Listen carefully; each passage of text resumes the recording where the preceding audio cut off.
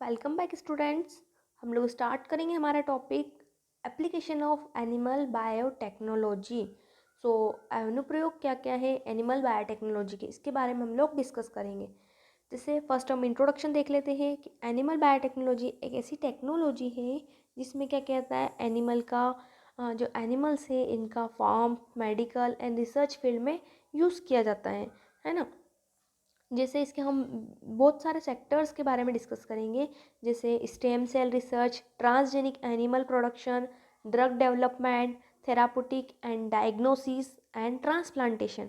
इस टाइप से बहुत सारे सेक्टर्स हैं जिनमें एनिमल बायोटेक्नोलॉजी का यूज़ किया जाता है, बट जनरली हम इनके बारे में डिस्कस करेंगे।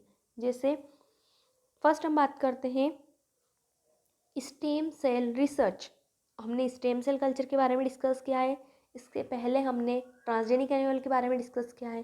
तो आप लोगों को समझ में आया होगा वो, है ना। इस टाइप से स्टेम सेल क्या होती है, स्टेम सेल ऐसी होती है जिनमें that can differentiate into other types of cell, जो अदर टाइप के सेल में डिफ्रेंशिएटेड हो सकती है एंड इनमें प्लोरिफरेशन की कैपेसिटी होती है।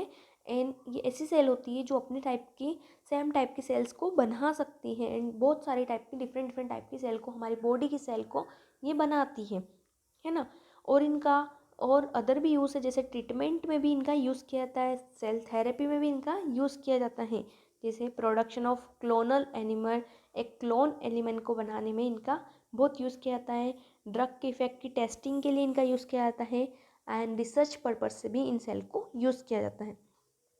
जो स्टेम सेल थेरेपी होती है एक ऐसी टेक्निक है जिसमें डैमेज एंड डिस्ट्रॉय हो जाते हैं और सेल्स के जो किसी डिजीज़ की वजह से जो सेल्स डैमेज हो जाती है या फिर डिस्ट्रॉय हो जाती है, तो उनको क्या कर सकती है, उनको फिर से रिकवर करने में यूज़ होती है ना। वहाँ पे हम क्या कर सकते हैं, किसी और की स्टेम सेल को चेंज कर सकते हैं, तो वहाँ पे वो स्टेम सेल ग्रो करके वहाँ पे क्या कर सकती हैं, उसी टाइप का ऑर्गन से उसी टाइप का सेल टिश्यू को वहाँ पे बना देती है फिर से, है ना। तो ये स्टेम सेल क्या है, एक बहुत अच्छी टेक्निक्स बोल सकते हैं, इस पर बहुत रिसर्च हो रहा है। जैसे इसके द्वारा क्या कर सकते हैं, हम इसी टाइप की ऑर्गन्स या टिश्यूज़ में इंजरी हो गई है, वहाँ पे वो टिश्यू फिर से डेवलप नहीं हो सकता है, तो वहाँ पे वो टिश्यू और सेल्स को फिर से हम इन विट्रो कल्चर में बनाएंगे और फिर वहाँ किसी में ट्रांसफ़र कर देंगे, है ना। इसी टाइप से स्टेम सेल थेरेपी थेरेपी के बारे में हम लोग बात करें तो बहुत सारी डिजीज़ के ट्रीटमेंट में इसका यूज़ किया जाता है, जैसे diabetes, rheumatoid arthritis, पार्किंस disease, Alzheimer disease, osteoarthritis and stroke and traumatic brain injury. जो ब्रेन में इंजरी होती है उसको रिपेयर करने में भी इनका यूज़ किया जाता है।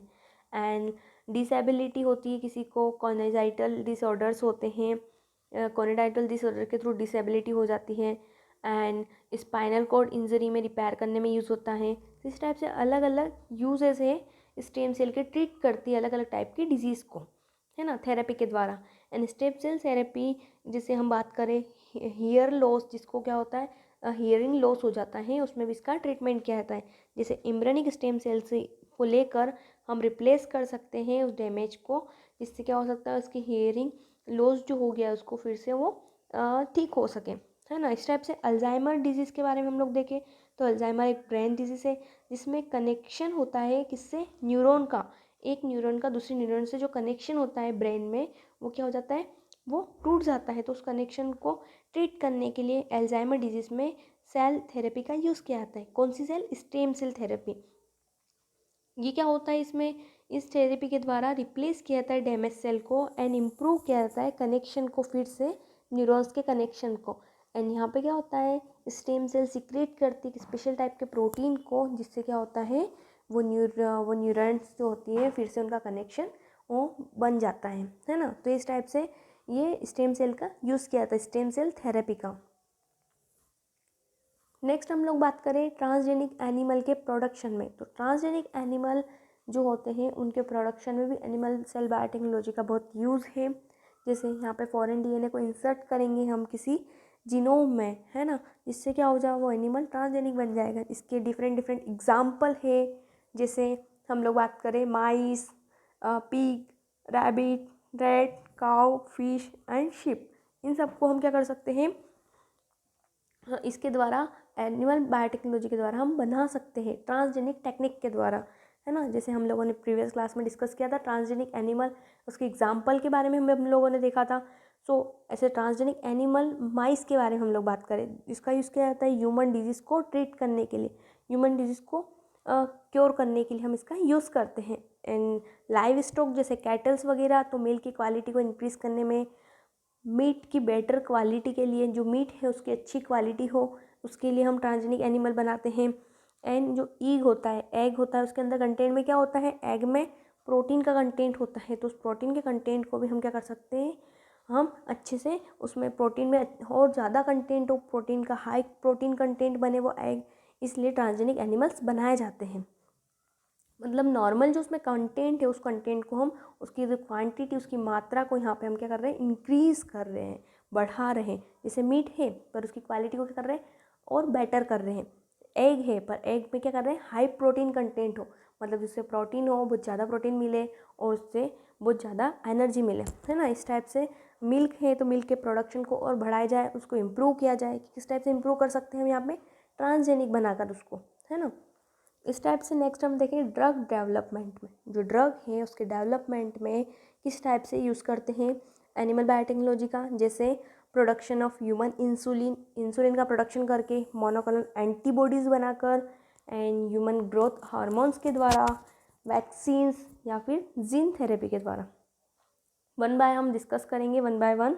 जैसे फर्स्ट है production of human insulin. Human insulin के प्रोडक्शन में, जैसे ह्यूमन इंसुलिन है जेनेटिकली इंजीनियर के द्वारा फर्स्ट बायोटेक्नोलॉजी फार्मास्यूटिकल इंडस्ट्री में ह्यूमन इंसुलिन बनाया गया था, है ना। जिसका यूज़ क्या होता है, कंट्रोल होता है एब्जॉर्प्शन को, ग्लूकोज का जो एब्जॉर्प्शन होता है ब्लड स्ट्रीम के द्वारा, उसको क्या कर सकता है, अवशोषण बोल सकते हैं, अब्जॉर्प्शन, एब्जॉर्प्शन जो अवशोषण हो रहा है उसको क्या कर सकते हैं, कंट्रोल कर सकते हैं, है ना। एंड रेगुलेट कर सकते हैं ग्लूकोज के लेवल को हमारे ब्लड में जो ग्लूकोज का लेवल है उसको हम रेगुलेट कर सकते हैं ह्यूमन इंसुलिन के प्रोडक्शन के द्वारा, है ना, इंसुलिन के प्रोडक्शन द्वारा।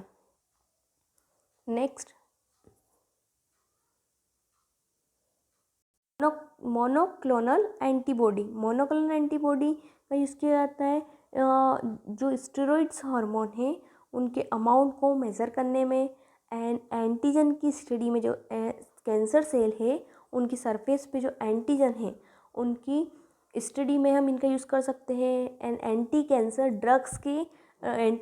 ड्रग्स को बनाने में, जो एंटी कैंसर ड्रग है उनको बनाने में भी इनका यूज़ होता है। एंड टॉक्सिन्स को रिमूव कर सकते हैं ब्लड स्ट्रीम से। एंड मोस्ट इफेक्टिव एप्लीकेशंस के बारे में हम लोग बात करें तो इम्यून को सप्रेस करने में इसका यूज़ किया जाता है। जब किडनी ट्रांसप्लांटेशन की प्रोसेस होती है उस टाइम इम्यून सप्रेशन के रूप में इसका यूज़ किया जाता है। इम्यून को सप्रेस करने का मतलब उसको सप्रेस की स्पीशीज, उसकी जो जिस रेट से वो चल रहा है इम्यून सिस्टम, उसको इम्यून सिस्टम को क्या करता है, सप्रेस करने में इसका यूज़ किया जाता है। नेक्स्ट वैक्सीन्स को बनाने में, जैसे वैक्सीन्स एनिमल बायोटेक्नोलॉजी का यूज़ वैक्सीन्स बनाने में भी होता है। जैसे वैक्सीन्स क्या होती है, वैक्सीन्स क्या करती है, बायोलॉजिकल रूप से बनाई जाती है एंड इम्यूनिटी प्रोवाइड करती टू द पर्टिकुलर डिजीज़। एक पर्टिकुलर डिजीज़ के अगेंस्ट हमको इम्यूनिटी प्रोवाइड करती है कौन, वैक्सीन। तो वैक्सीन्स क्या होती है, जैसे स्मॉल पॉक्स के अगेंस्ट बनाई जाती है, tetanus, polio, measles, mumps, chicken pox, typhoid, इन सब की क्या है, वैक्सीन्स अवेलेबल है ना। और थेरापोटिकली वैक्सीन्स जनरली किसको क्योर करती है, एड्स को, कैंसर को, टीबी को, इन सबको क्योर करने के लिए किस टाइप की वैक्सीन्स का यूज़ किया जाता है, थेरापोटिकली वैक्सीन्स का, है ना। एंड वैक्सीन क्या होती है, मोस्ट इफेक्टिव होती है and mostly human and animals में इसका यूज़ किया जाता है वैक्सीन्स का, किसके लिए, डिजीज़ को कंट्रोल करने के लिए।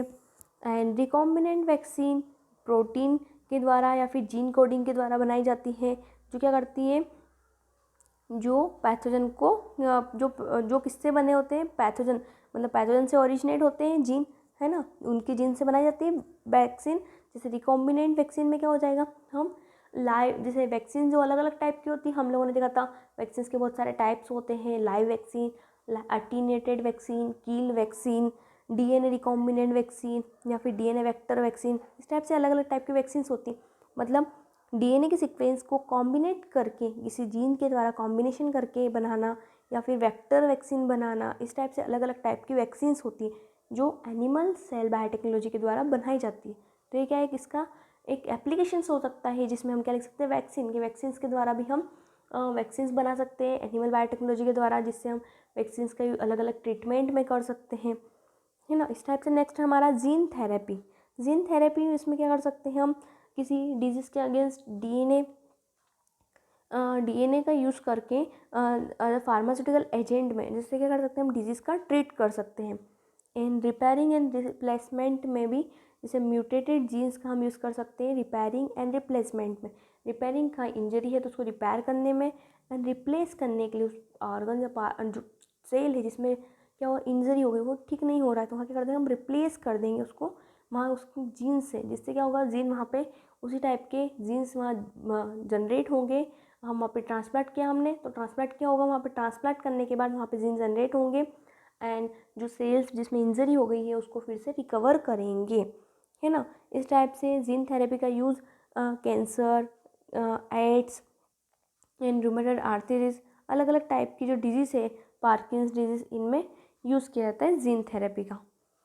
लास्ट हमारी मेथड है ट्रांसप्लांटेशन। लास्ट हमारा पॉइंट बोल सकते हैं इसे, जिसमें क्या है, ट्रांसप्लांटेशन मतलब ट्रांसप्लांट करना, किसी ऑर्गन को किसी वन बॉडी से किसी अदर बॉडी में ट्रांसप्लांट करना, जैसे रेसिपिएंट में डोनर से ट्रांसप्लांट करना, जैसे उसमें किसी डैमेज हो गया उसके ऑर्गन में, या फिर ऑर्गन मिसिंग हो गए, जैसे बोलते हैं किडनी ट्रांसप्लांटेशन, है ना। हार्ट, अलग अलग टाइप से ट्रांसप्लांटेशन होता है। सो इसमें भी मोस्ट इम्पोर्टेंट एप्लीकेशन है ये किसकी, एनिमल बायोटेक्नोलॉजी, इसके द्वारा ऑर्गन ट्रांसप्लांटेशन क्या हो पाया, पॉसिबल हो पाया। अदरवाइज ऑर्गन ट्रांसप्लांटेशन कैसे होता, अगर इस एनिमल बायोटेक्नोलॉजी टेक्निक्स ना होती, कल्चर टेक्निक्स ना होती, उसको इन विट्रो कल्चर नहीं करवा सकते थे, तो किस टाइप से उस टेक्निक पर रिसर्च किया गया, किस टाइप से उस टेक्निक को डेवलप किया गया, जिससे क्या हो सकता है, ऑर्गन को ट्रांसप्लांट कर सकते हैं और किसी और न्यू लाइफ को हम, जैसे किसी पर्सन की लाइफ है उसमें उसकी लाइफ को बढ़ा सकते हैं, है ना। जैसे किसी में कोई डिजीज़ हो गई तो उस डिजीज़ को क्योर करके हम उसमें किसी पर्टिकुलर ऑर्गन में कोई प्रॉब्लम है तो उस ऑर्गन को क्या कर सकते हैं, हम ट्रांसप्लांट कर सकते हैं किसी अदर ऑर्गन के साथ, जिससे उसकी लाइफ स्पेन है वो टाइम को हम बढ़ा सकते हैं, है ना। तो क्या होगा यहाँ पे, generation of organ using blastocyst complementation system. जैसे ब्लास्टोसिस की स्टेज जो है वहाँ से हम क्या करेंगे, स्टेम सेल को आइसोलेट कर सकते हैं, वहाँ से हम स्टेम सेल को किसी और सेल जगह कल्चर कर सकते हैं, एंड वहाँ पे कल्चरिंग करने के बाद जिस टाइप का हमको ऑर्गन चाहिए, जिस टाइप का हमको टिश्यू चाहिए, उसको हम वहाँ से लेकर किसी और में ट्रांसप्लांट कर सकते हैं।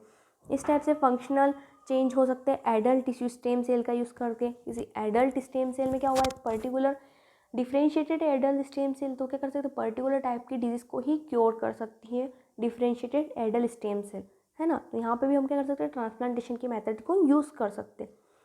सो ये हुआ हमारा transplantation technique, and gene therapy, vaccines, monoclonal antibodies, production of human insulin, ये सब टेक्निक हमारे ड्रग डेवलपमेंट में आती है, जिसे किस किस टाइप से ड्रग को डेवलप किया जा सकता है। एंड ट्रांसजेनिक एनिमल के बारे में हम लोगों ने डिस्कस किया, एंड स्टेम सेल रिसर्च में हमने डिस्कस किया। सो ये आप लोगों को समझ में आया होगा, transplantation, therapeutics, diagnosis, drug development and transgenic animal productions, है ना। इन सब के बारे में हम लोगों ने डिस्कस किया। ये सब क्या है, हमारे एप्लीकेशन ऑफ एनिमल बायोटेक्नोलॉजी, इसमें हम लोगों ने डिस्कस किया। सो आई होप आप लोग अच्छे से समझ में आया होगा। एंड हमारे सिलेबस का जो पेपर सेकेंड की यूनिट 3 चल रही है, इसमें लास्ट टॉपिक हमारा बचा है large scale bioreactor uses large scale production. So इस टॉपिक को हम कवर करेंगे नेक्स्ट क्लास में, एंड बाकी सारे टॉपिक हमारे कवर हो चुके हैं। सो आप लेक्चर देखिए एंड समझिए, एंड कोई डाउट्स होता है तो हमसे पूछ सकते हो आप, है ना।